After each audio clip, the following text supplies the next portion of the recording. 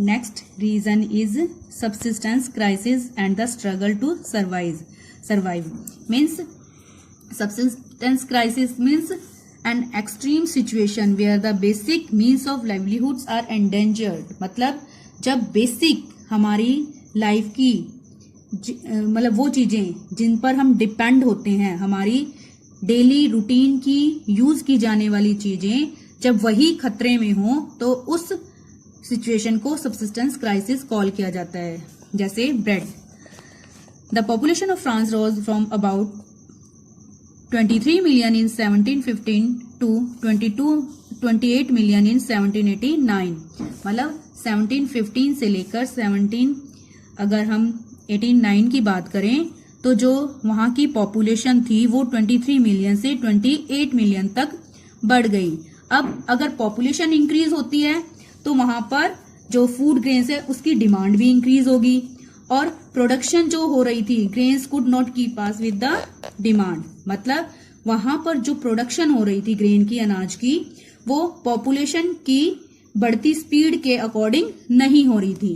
So the price of bread which was the staple diet of the majority rose rapidly. Means जो majority थी लोगों की, जो staple diet थी grain bread, उसकी डिमांड जब बढ़ी, अब वो डिमांड के अकॉर्डिंग अगर नहीं मिल पा रही है तो उसके प्राइस जो है वो इंक्रीज हो गए. Most workers were employed as labourers in workshop. ज्यादातर जो वर्कर्स थे वो लेबरर थे वर्कशॉप्स के अंदर. Whose owner fix their wages. जिनके जो ऑनर थे, मालिक, उन्होंने उनके वेजेस जो है मतलब उनका जो वेतन है वो फिक्स किया हुआ था. मतलब अब जो ब्रेड है उसका प्राइस बढ़ गया लेकिन उन लेबरर्स और वर्कर्स के जो वेजेस हैं वो उस महंगाई के अकॉर्डिंग जो है नहीं बढ़े. So the gap between the poor and the rich widened. जिसकी वजह से रिच और पुअर के बीच में जो गैप था वो बढ़ता गया.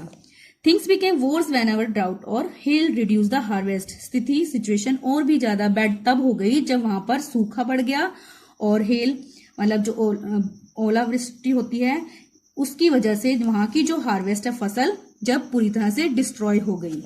This led to subsistence crisis, जिसे सबसिस्टेंस क्राइसिस कहा जाता है. इट मीन्स जो भी रोजी रोटी या जो बेसिक नीड है जब वो खतरे में हो तो उसे सबसिस्टेंस क्राइसिस कॉल किया जाता है.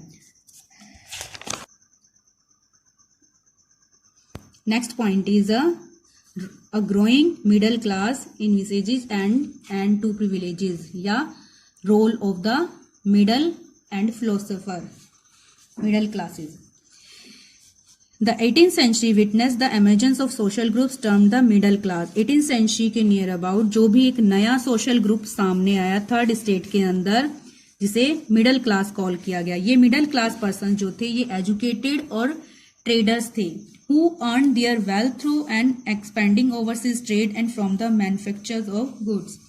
Means इन्होंने अपनी जो वेल्थ थी, जो भी उनका धन था, प्रॉपर्टी थी, वो किसके थ्रू उन्होंने अर्न की थी? या तो वो ट्रेडिंग के थ्रू या फिर उन्होंने मैन्युफैक्चरिंग का अपना कोई वर्क स्टार्ट किया हुआ था जिससे उनकी वेल्दी पर्सन थे वो.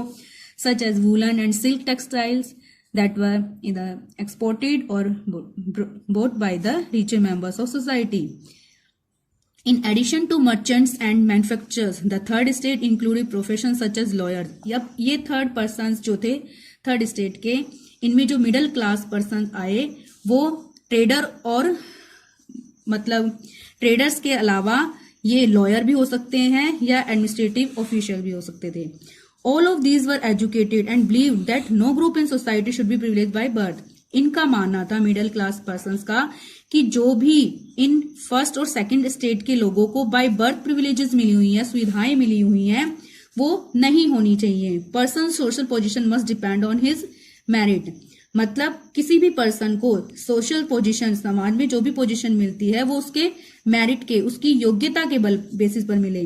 These ideas envisaging a society based on freedom and equal law and opportunities for all were put forward by philosophers such as John Locke. John Locke जो थे उन्होंने कहा कि लोगों को जो भी फ्रीडम या जो भी राइट मिलते हैं वो इक्वल लॉ सभी को मिले, मतलब सभी को इक्वल राइट मिले और फ्रीडम जो है वो सभी को इक्वल मिले, सभी को इक्वल अपॉर्चुनिटीज मिले अपने किसी भी वर्क को करने के लिए. Next, Jean Jacques Rousseau in his 2 treatises of government Locke. John Locke जो थे उनकी बुक थी 2 treatises of government.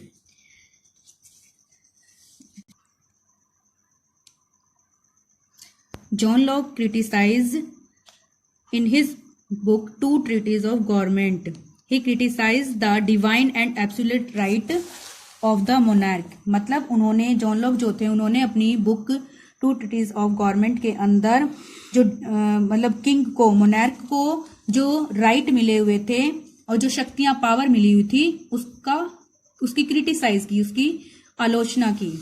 Rousseau carried the idea forward proposing a form of government based on a social contract. और जो Rousseau थे उन्होंने जो idea लाया उनका कहना था कि जो उनकी बुक थी सोशल कॉन्ट्रैक्ट, उसके अकॉर्डिंग ये था कि जो भी गवर्नमेंट हो वो पीपल्स और उनके रिप्रेजेंटेटिव्स के थ्रू ही बने।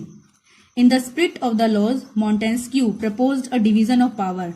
मॉन्टेस्क्यू जो थे उन्होंने अपनी book the spirit of the laws में ये कहा कि जो भी पावर है गवर्नमेंट जो है, गवर्नमेंट की जो पावर है वो 3 ऑर्गन्स के बीच में डिवाइड होनी चाहिए, लेजिस्लेटिव, एग्जीक्यूटिव और judiciary.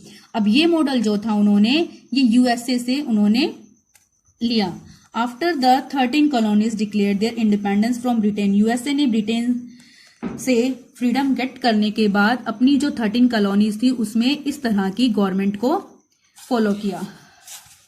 The American Constitution and its guarantees of individual rights was an important example for political thinkers in France. मतलब अमेरिका के अंदर जो कॉन्स्टिट्यूशन था वो सभी इंडिविजुअली सभी को राइट देता था और पॉलिटिकल थिंकर्स जो थे मतलब वो एक एग्जाम्पल यहाँ शो करना चाहते थे कि जिस तरह से अमेरिकन जो थे उन्होंने अपने कॉन्स्टिट्यूशन के अंदर सभी लोगों को राइट दिए हैं, इसी तरह से फ्रांस में भी होना चाहिए।